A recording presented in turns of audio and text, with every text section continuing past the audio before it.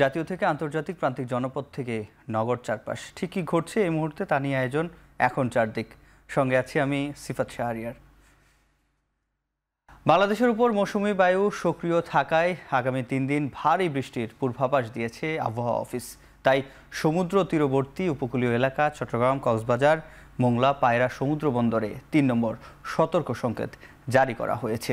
ঢাকা, চট্টগ্রাম, রংপুর, ময়মনসিংহ, সিলেট ও বরিশালে পরবর্তী 72 ঘন্টা ভারী বৃষ্টি হতে পারে। এতে চট্টগ্রামের 3 পার্বত্য জেলা ও কক্সবাজারে পাহাড় ধসেরও শঙ্কা রয়েছে। চট্টগ্রামে বিভিন্ন পাহাড়ে 6,500 ঝুঁকিপূর্ণ বসবাসকারীকে এখনও সরিয়ে নিতে শুরু করেনি প্রশাসন। একই অবস্থা রাঙ্গামাটির 10 উপজেলার পাহাড়ে ঝুঁকিপূর্ণ বসবাসকারীদেরও। যদিও প্রশাসনের পক্ষে থেকে প্রস্তুত রাখা হয়েছে 267টি আশ্রয়কেন্দ্র ও 200 টন চাল। বৃষ্টিপাত শুরু হলে ঝুঁকিপূর্ণ বসবাসকারীদের সরিয়ে নেওয়া হবে বলে জানিয়েছেন প্রশাসন। সম্প্রতি উজানের ঢল আর ভারী বর্ষণের কারণে বাজারে বেড়েছে বেশ কিছু শাকসবজির দর। বিক্রেতারা জানান নানা কারণে পণ্যের দাম চড়া। বাজারে গত সপ্তাহের তুলনায় গাজর, পটল, টমেটোর দাম বেড়েছে অন্তত 5 থেকে 20 টাকা। তবে শসা, কচুমুখির দর অপরিবর্তিত রয়েছে। এছাড়া বেড়েছে ঢেঁড়সের দাম। দীর্ঘদিন ধরে নিত্যপণ্যের দর বাজারের হাসপাস অবস্থা সাধারণ মানুষের। বন্যা পরিস্থিতি ও বৃষ্টির জন্য সরবরাহে কিছুটা ঘাটতি তৈরি হয় বেশিরভাগ পণ্যের দাম ঊর্ধ্বমুখী। সপ্তাহ না পেরোতেই বেশিরভাগ সবজির দাম বেড়েছে কেজিতে 20 থেকে 25 টাকা। সবজির দাম বাড়লেও কমেছে ডিমের দাম। অন্যদিকে স্থিতিশীল আছে মুরগি ও মাছ মাংসের দর।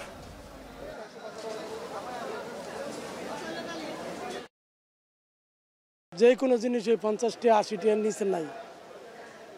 যে কোনো তরকারি কিনতে লই 80 টাকা, পেঁয়াজ 100 টাকা, রসুন 200 টাকা। কাঁচামাল হইলে আমদামির উপরে নির্ভর। যখন আমদামি বেশি হইব তখন আপনার দাম কমবে, আর যখন আপনার আমদামি কম থাকবে তাহলে অটোমেটিকই দাম বাড়ে। একটা মানুষের যদি হাইস্ট আপনার 1 থেকে 1200 টাকা ইনকাম, কিন্তু খরচ আপনার অনেক। আগে ছিল 150 টাকা দর্জন, আর 140 টাকা দর্জন। লালা ছিল 150 টাকা, 27 ছিল 140 টাকা। এখন তো দাম কম। এবারও 300ই রাখছে। আমি বাড়তি কিছু তার কাছে পাই নাই। পুকুরের মাছ যা ছিল সব তো পানিতে সব চলে গেছে। এখন ওই মাছ বেশি হয় না, তার জন্য আসতে মাছের অনেক দাম বেশি। সিলেটে আকস্মিক বন্যার প্রভাব পড়েছে সবজি ও মাছের বাজারে। প্রকার বেঁধে প্রায় সব ধরনের সবজির দাম বেড়েছে কেজিতে 40 থেকে 50 টাকা পর্যন্ত। 15 দিনের ব্যবধানে সবজির দাম বাড়ায় সংকটে পড়েছে ক্রেতারা। তবে ব্যবসায়ীরা বলছেন বন্যায় মাঠের বেশিরভাগ সবজি নষ্ট হওয়ায় বাড়তি দামে সবজি কিনে বিক্রি করতে হচ্ছে তাদের। এছাড়া পানিতে ভেসে গেছে পুকুর ও খামারের মাছ। সরবরাহ কমায় দামও বাড়তি পাইকারি বাজারে। এদিকে গত 1 মাস ধরে নোয়াখালীতে অস্থির ডিমের বাজার। প্রতি হালি ডিম বিক্রি হচ্ছে 50 থেকে 55 টাকায়, যা 1 মাস আগে ছিল 45 থেকে 48 টাকা। এদিকে সাভারে একদিনের ব্যবধানে মুরগির দাম কেজিতে বেড়েছে 25 টাকা, আর সোনালী মুরগি কেজিতে 30 টাকা বেড়ে বিক্রি হচ্ছে 300 টাকায়। বন্যায় তো অনেক ক্ষতি হয়েছে, মালের অনেক দাম বাড়ছে, অনেক জায়গায় বন্যায় নষ্ট হয়েছে সবজির দাম আগের থেকে অনেক বেশি। বৃষ্টির কারণে গাড়ি টাড়ি আইতে পারে না, মাল শর্ট, এই কারণে মনে হয় সবকিছুর দাম বাড়তি। সবজি যে কোনো সবজি 70-80টার উপরে সব। বৃষ্টি অনেক সবজি নষ্ট করে ফেলেছে, তাই জন্য সবজির দামটা বাড়তি, অতিরিক্ত বাড়তি। সব কিছু মনে করেন 70 টাকা। আর সবজি বর্তমানে নাই, বাজার সবজি নাই। যে মালটা ছিল 50 টাকা, এই মালটা বর্তমানে 80 টাকা 90 টাকা কেজি।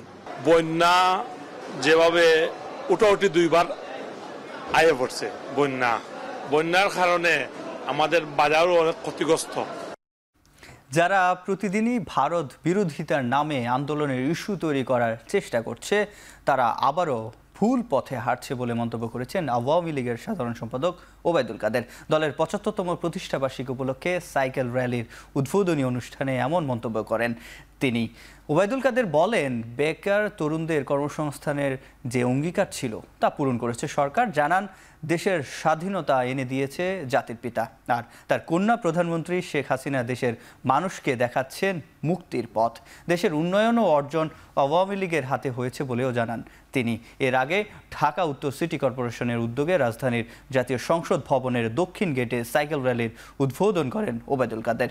এটি মানিক মিয়া এভিনিউ থেকে শুরু হয়ে ধানমন্ডি 32 নম্বরে গিয়ে শেষ হয়। এতে অংশ নেন 1,500-এর বেশি সাইক্লিস্ট।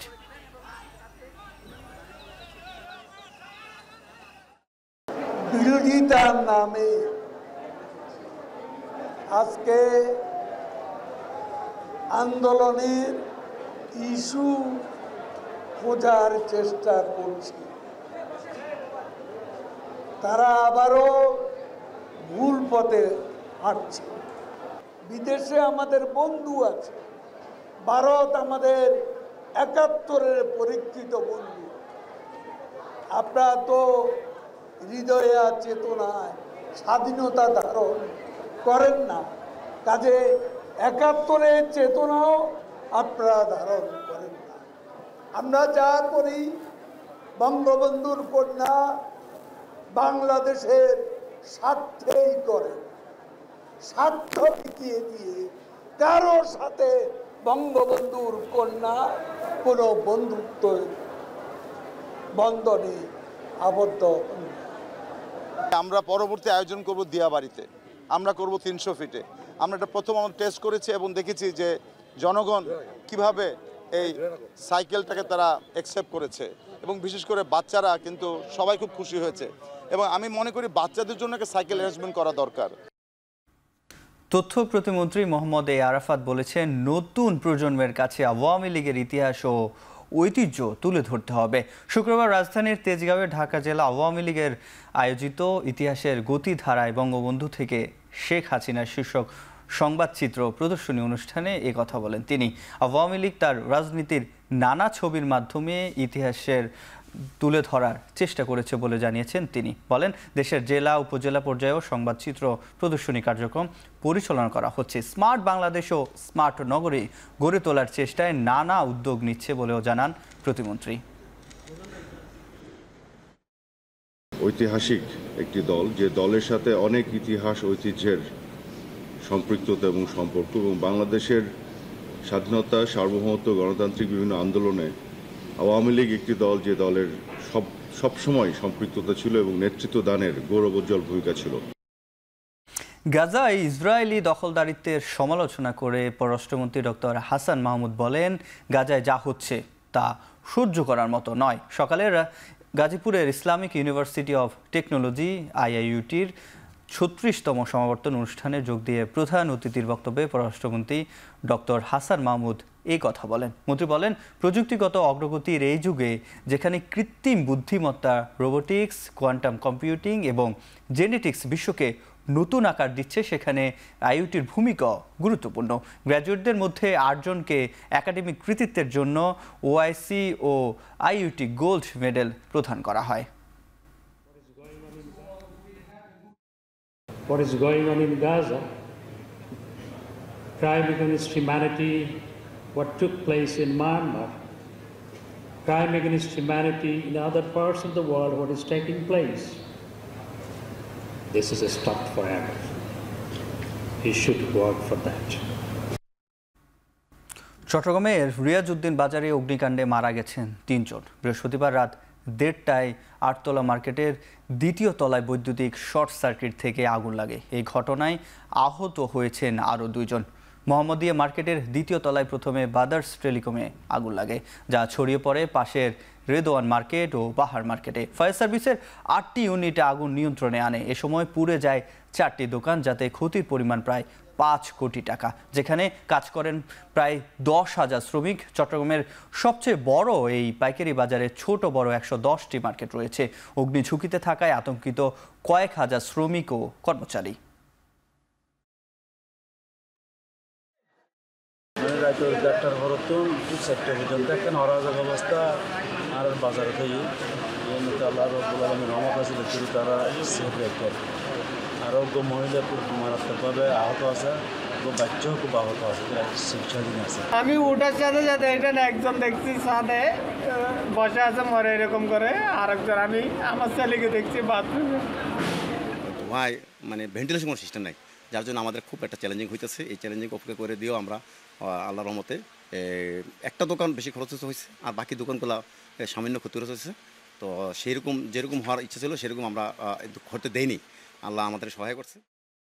চট্টগ্রাম বন্দরে কন্টেইনার ভর্তি 50 লাখ বিদেশি সিগারেট জব্দ করেছে চট্টগ্রাম কাস্টমস কর্তৃপক্ষ ও শুল্ক গোয়েন্দা দপ্তর। কাস্টমস কর্তৃপক্ষ জানায় ব্যাংকক থেকে 5000 টন ওজনের পানির ফিল্টার আমদানির ঘোষণা দেয় ঢাকার হ্যামকো কর্পোরেশন লিমিটেড। গেল বৃহস্পতিবার দুপুরে সিঙ্গাপুরের পতাকাবাহী একটি জাহাজ চালানটি নিয়ে চট্টগ্রাম বন্দরে এসে পৌঁছায়। মধ্যরাতে কন্টেনারটি নামিয়ে পরীক্ষায় দেখা যায় পানির ফিল্টারের বদলে এসেছে 2500 কার্টুন বিদেশি সিগারেট। চালানটি খালাসের দায়িত্বে ছিল চট্টগ্রাম আগ্রাবাদের জাহান চেম্বারের প্রতিষ্ঠান ফাস্ট ট্রাক কার্গো।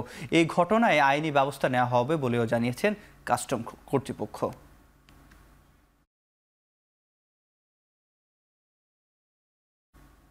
কক্সবাজারের নিষিদ্ধ জঙ্গি সংগঠন আনসার আল ইসলামের 3 সক্রিয় সদস্যকে গ্রেপ্তার করেছে র্যাব। এ সময় তাদের কাছ থেকে বিস্ফোরক দ্রব্য তৈরির তথ্য উপাত্ত উদ্ধার করা হয়েছে। দুপুরে র্যাবের ব্রিফিংয়ে এই কথা জানায় র্যাবের আইন ও গণমাধ্যম শাখার পরিচালক রাফাত ইসলাম।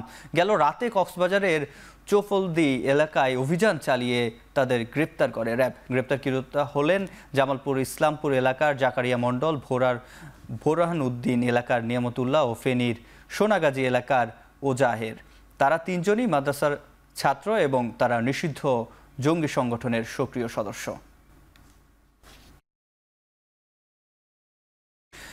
পটুয়াখালীর কুয়াকাটায় নির্মিত Bangladesh submarine cables PLC landing station থেকে দ্রুতগতির ইন্টারনেট সেবা চালু হয়েছে। 2 মাসের বেশি সময় পর সমুদ্র তলদেশে সিমুই 5 কুয়াকাটা সাবমেরিন ক্যাবল ল্যান্ডিং স্টেশনের ইন্টারনেট সেবা চালু হলো। এতে দ্রুতগতির ইন্টারনেট সেবা পাবে সারা দেশের মানুষ। গত 20 এপ্রিল সিঙ্গাপুর হতে পশ্চিম প্রান্তে ইন্দোনেশিয়ার জলসীমায় কাটা পড়েছিল কেবলটি। এতে বন্ধ ছিল দ্রুতগতির ইন্টারনেট সেবা। সমুদ্র তলদেশে সিমুই 5-এর কেবল মেরামত শেষে দুপুর থেকে ইন্টারনেট সংযোগ চালু হয়। 2017 সালের 6 জানুয়ারি সর্বোচ্চ প্রতি সেকেন্ডে 1.6 টেরাবাইট গতির ইন্টারনেট প্রদানের লক্ষ্য নিয়ে দেশের সর্বোচ্চ গতির দ্বিতীয় সিমুই 5 যাত্রা শুরু করে। সিমুই 5 সেবা বন্ধ হওয়ার পর কক্সবাজার সিমুই 4-এর মাধ্যমে গ্রাহকদের ইন্টারনেট সেবা দেওয়া হয়েছিল, যেটি সিমুই 4 থেকে আগামী 2-1 দিনের মধ্যে সিমুই 5 এর গ্রাহকদের কুয়াকাটা সাবমেরিন ল্যান্ডিং স্টেশনের সঙ্গে যুক্ত করা হবে বলে নিশ্চিত করেছেন কর্তৃপক্ষ। ভারী বর্ষণ ও উজানের ঢলের প্রভাবে তিস্তার পানি কখনো বাড়ছে আবার কখনো কমছে। পানির এমন বাড়া কমায় তিস্তার তীরবর্তী কুড়িগ্রামে দেখা দিয়েছে ভাঙন। সবচেয়ে বেশি ভাঙনের কবলে রাজারহাট উপজেলার 4টি গ্রাম। ভিটে মাটি হারিয়ে অনেকে হয়ে পড়েছেন সহায় সম্বলহীন। স্থানীয়রা জানায় তিস্তার 2 পারের প্রায় 2 কিলোমিটার এলাকা জুড়ে দেখা দিয়েছে ব্যাপক ভাঙন, কিন্তু পরিস্থিতি সামাল দিতে পানি উন্নয়ন বোর্ড মাত্র 200 মিটার এলাকায় বালু ভর্তি জিও ব্যাগ ফেলেছে। আর বাকি এলাকা এখন অরক্ষিত থাকায় দুশ্চিন্তায় ঝুঁকিতে থাকা বাসিন্দারা। তাদের দাবি ভাঙন দেখা দিলেও কেবল ফেলা হয় জিও ব্যাগ, কিন্তু এইসব ব্যাগ কোনো কাজে আসছে না। তবে পানি উন্নয়ন বোর্ডের দাবি ভাঙন ঠেকাতে নেওয়া হচ্ছে উদ্যোগ। স্থায়ী বাঁধ নির্মাণে চলছে সমীক্ষার কাজ। কুড়িগ্রামের 40 কিলোমিটার তিস্তার দুপারে স্থায়ী বাঁধ আছে মাত্র 1.5 কিলোমিটার। এখন চারদিকে নিচ্ছি আরেকটা বিরতি, ফিরছি একটু পর।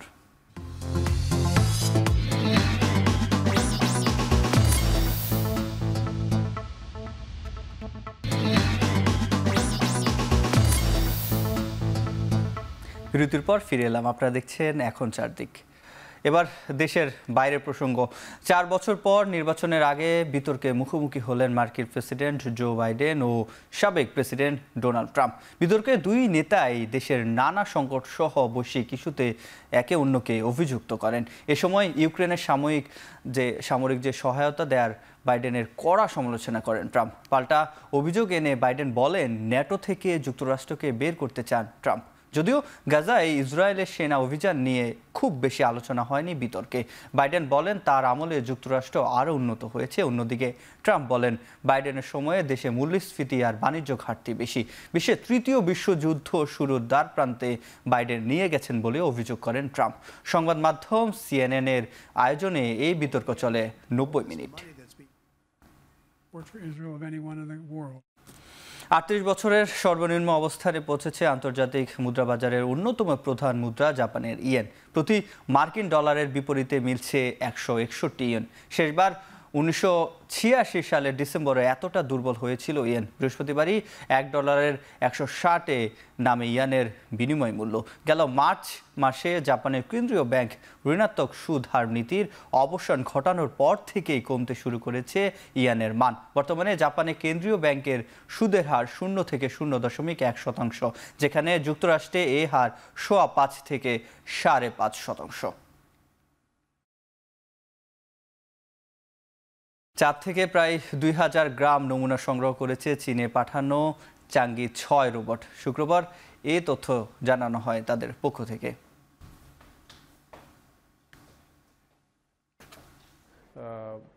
Is a great achievement not only for China but one particular aspect for this mission is এখন চারিদিকে দিচ্ছি আরেকটা বিরতি, ফিরছি একটু পরে।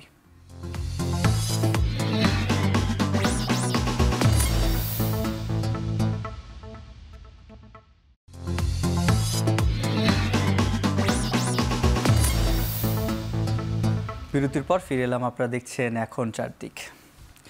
এবার খেলার প্রসঙ্গ। টি-20 বিশ্বকাপ মিশন শেষে দেশে ফিরেছে বাংলাদেশ ক্রিকেট দল। শুক্রবার সকাল 9টার একটি ফ্লাইটে ঢাকায় পা রাখেন ক্রিকেটাররা।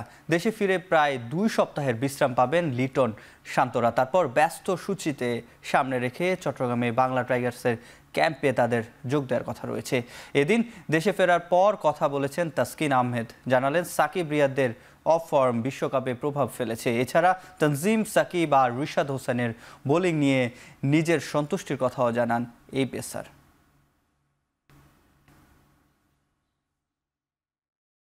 দুজন সিনিয়র খেলোয়াড়ের অফ ফর্ম আমাদের দলে, তারা অফ ফর্মে না থাকে অবশ্যই আমাদের ইফেক্ট পড়েছে, কিন্তু মাঠের বাইরে ইফেক্ট পড়ে না, কারণ মাঠের বাইরে তারা সবসময় গুড টিম ম্যান। আর আল্লাহর রহমতে এই যে 47 দিনের মতো একসাথে ছিলাম, সবার বিহেভিয়ার খুব ভালো ছিল, সবাই একসাথে ছিলাম।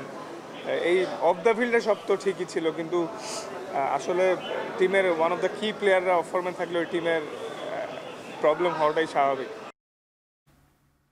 টি-20তে জয়ের দিক দিয়ে অধিনায়ক হিসেবে বাবর আজমকে ছাড়িয়ে গেলেন রোহিত শর্মা। বিশ্বকাপের সেমিফাইনালে এই মাইলফলক স্পর্শ করেন ভারতীয় অধিনায়ক। সীমিত ওভারের ক্রিকেট অধিনায়ক হিসেবে বৃহস্পতিবার 49তম জয় পেয়েছে রোহিত শর্মা।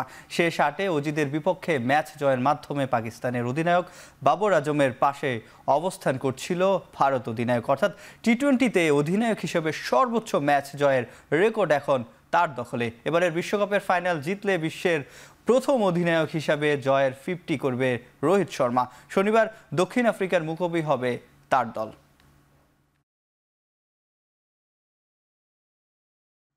শেষ করছি এখন চারদিক। এখন টেলিভিশন ফেসবুকে দেখতে ভিজিট করুন facebook.com/tv.এখন। এখন টেলিভিশন ইউটিউবে দেখতে চাইলে ভিজিট করুন youtube.com/c/echontv।